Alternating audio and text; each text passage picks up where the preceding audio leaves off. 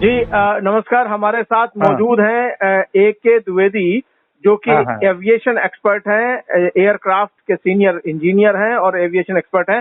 A.K. Dwivedi ji, आपका Punjab Kesari Navodaya times TV में स्वागत है। अच्छा, वेलकम। बताइए।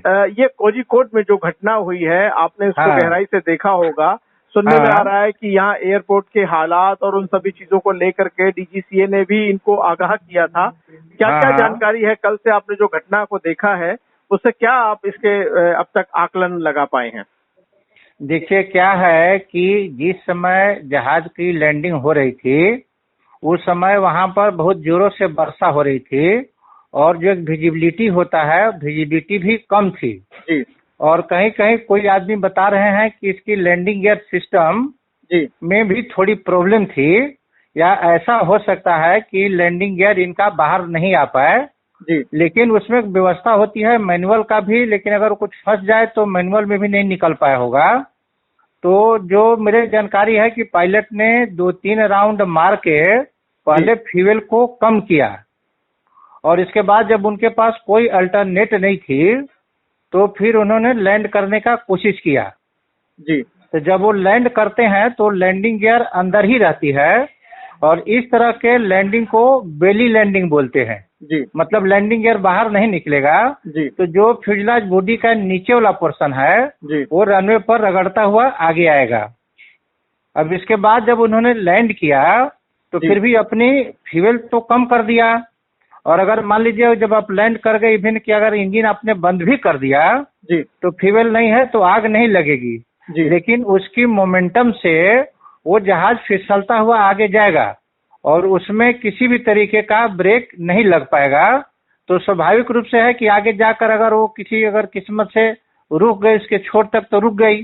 अगर वहां तक नहीं रुकी, जैसा कि हमें मालूम है कि वहां का रनवे का लंबाई बहुत ज्यादा नहीं है, तो फिर वो आगे उसके 30-35 फीट गड्ढा था और जब गड्ढा में उस स्पीड से गिरा तो जहाज 2 टुकड़ों में टूट गया और आगे वाला जो पोर्शन टूट गया जिधर पायलट रहते हैं तो बेचारे ऐसे ही मतलब उनका डेथ हो गया।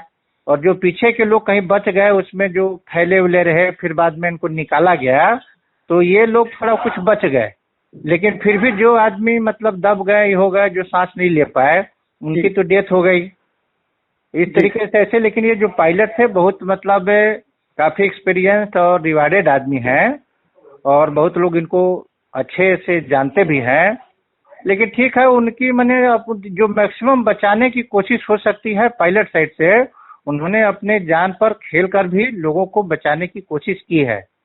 और तो इसके आपका कहना यह है कि इसमें पायलट की सूझबूझ से जहाज के बारे में बाकी सारे यात्रियों को लोग बच गए। नहीं, 10-15-16 आदमी तो मर ही गए होंगे जो आगे वाले पोर्शन बैठे होंगे। लेकिन अपनी सूझबूझ से जो मैक्सिमम हो सकता था, इन्होंने उसको बचाने का कोशिश किया।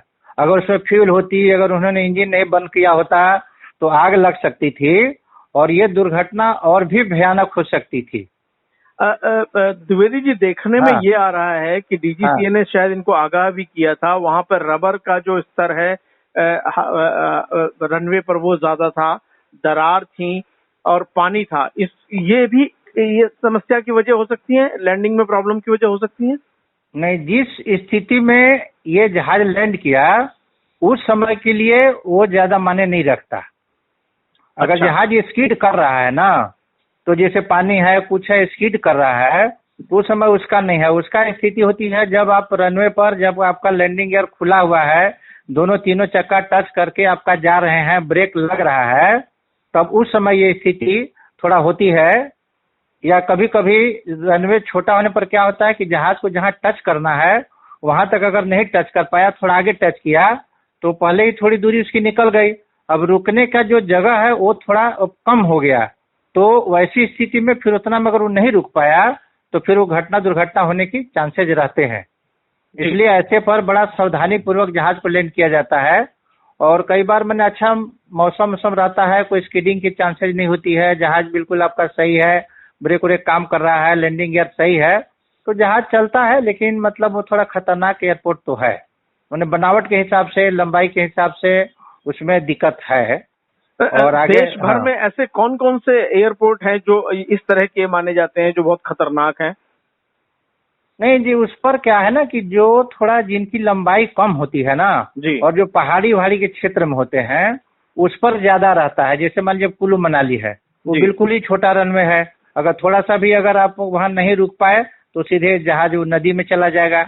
इस तरह के जो बने होते हैं ना एयरपोर्ट, जी जैसे कोई धर्मशाला वगैरह है, ये सब है जो बड़े बड़े पहाड़ों पर होते हैं, जी तो जो थोड़ी सी जगह को प्लेन करके बना देते हैं, तो इसीलिए कोशिश करते हैं कि वहाँ छोटी छोटी जहाज रुके चले कि वहां पर जहाज कुछ ही देर में रुक जाए।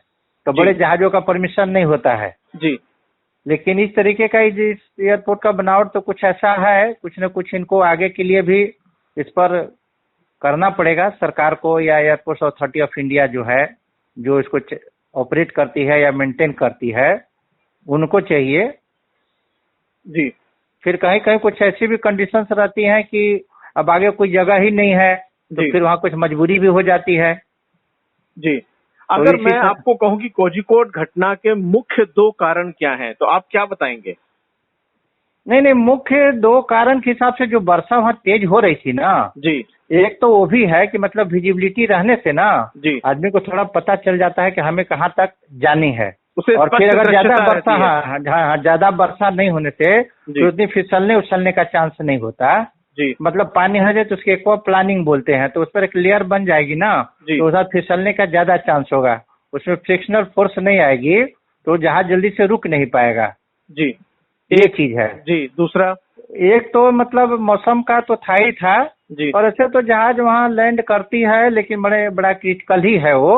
जी और मनी मेन जो था वो बरसात होना और पानी होना ही है। मुख्य कारण है। हाँ, और जी जैसा अभी कुछ सुनने में आ रहा है कि उसकी लैंडिंग गियर भी अगर नहीं खुली होगी जी तो वो भी एक है कि भाई वो तो फिर जहाज का भी टेक्निकल प्रॉब्लम हो गया, तभी उसमें उन्होंने अभी 2-3 तक राउंड जो समझ मारा में आ रहा होगा। है वो ये आ रहा है कि जहाज की भी समस्या हाँ, थी उसमें। हो सकती है। जी भारत में आपने तो चूंकि बहुत अनुभव है आपका, आपने बहुत सारे हाँ, एयरक्राफ्ट देखे हैं। भारत में जो जहाज चल रहे हैं उनकी उम्र को लेकर के, उनकी टेक्निकली वो कितने फिट हैं, इसको लेकर के आपका क्या अनुभव है? अभी देखिए क्या है ना कि पहले कुछ थी कि जहाज का था कि हम लोग मान के चलते थे कि इसकी लाइफ 20 साल रहेगी। जी तो नए और पुराने जहाजों में थोड़ा अंतर पड़ जाता है, क्योंकि जैसे जैसे समय बीतता जाता है ना, जी जहाज के बॉडी में उसमें भी थोड़ा कहीं जंग लग गया, कोरोजन हो गया, कुछ कमजोरी आ गई, तो वो चीज कमी होती है उसकी बॉडी में समय के हिसाब से। जी तो इसीलिए मैंने जहाज अच्छा से कहिए तो 5-7-10 साल तक ही बढ़िया चल पाते हैं। इसके बाद वो किसी तरह चलाने वाली बात है। भारत में जो जहाज चल रहे हैं वो बहुत हद तक पुराने जहाज हैं, क्या ये सही बात है? नहीं नहीं, कई जहाज अब बहुत पुराने हैं, क्योंकि नए जहाजों में ना जी खरीदने में काफी कॉस्टली अफेयर रहता है, जी तो कई लोग नहीं खरीद पाते हैं। जैसे कोई मान लीजिए नया गाड़ी 2-4 साल पर खरीद लिया, और कोई आदमी है कि भाई वैसी गाड़ी को मरम्मत करके चला रहा है, तो जहाज में भी समझिए इसी तरह की बात है। जी तो मरम्मत करके कुछ चेंज करके कुछ बनाकर किसी तरह चला रहे हैं, लेकिन उसकी कमजोरी कमी तो होगी ही ना। नहीं तो कितने प्रतिशत ऐसे जहाज होंगे जो 10 साल पुराने होंगे लगभग?